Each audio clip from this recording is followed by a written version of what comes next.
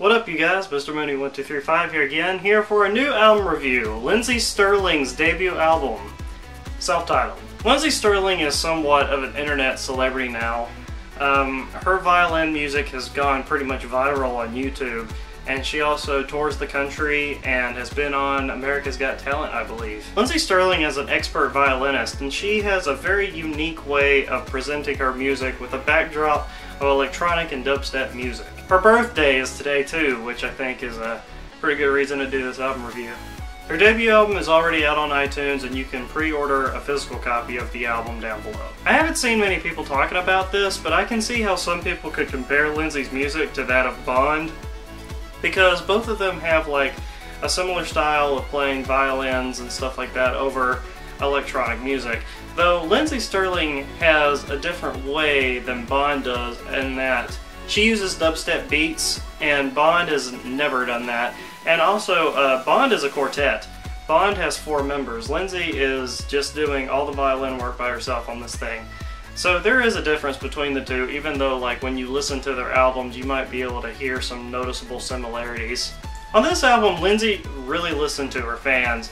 When she came out with the video for Crystallized, probably I would regard the first single off of this album, everybody was telling her that she needs to do more dubstep music because she implemented it so well on that song, and it's still one of my favorite songs on this album. It is incredible what she does on that song. The majority of this album seriously is dubstep music, with about 7 songs on it with dubstep beats behind it, amongst the 6 more that might have a little bit more of a minimalistic electronic backdrop to it.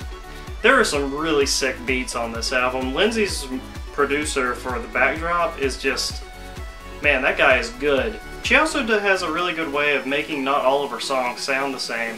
When I think of this style of music, I can always picture like a whole lot of songs kind of, you know, sounding similar. But Lindsey has a great ability to like keep all of the songs sounding unique and fresh every time you listen to them. Some people will argue with me on that and might be able to say that it's a little bit too repetitive for them. I was going to mention that anyway. Some people are not going to love this type of music as much as I do. Some people are going to listen to like 5 songs on this album and be like, okay, I'm ready to hear something else. Me personally, I can listen to this over and over again. It's just a style of music that I'm really into. Hence my love for Bond as well. These chicks are hot and they play really good music, just the same as Lindsey Stirling. She's pretty cute too. It's a really unique take on dance music, and I just love it. Some of my favorites on this album go as follows. The opening track, Electric Daisy Violin. Crystallize, Moon Trance. Moon Trance is amazing. It's one of the new songs that debut on this thing. You can't hear it unless you buy it. And man, the dubstep beat that she has on that song probably beat out Crystallize. It's probably the hardest track on this album.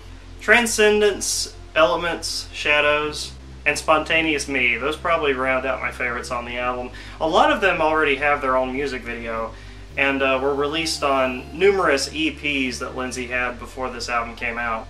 It's taken a surprisingly long time for Lindsey to get her own album.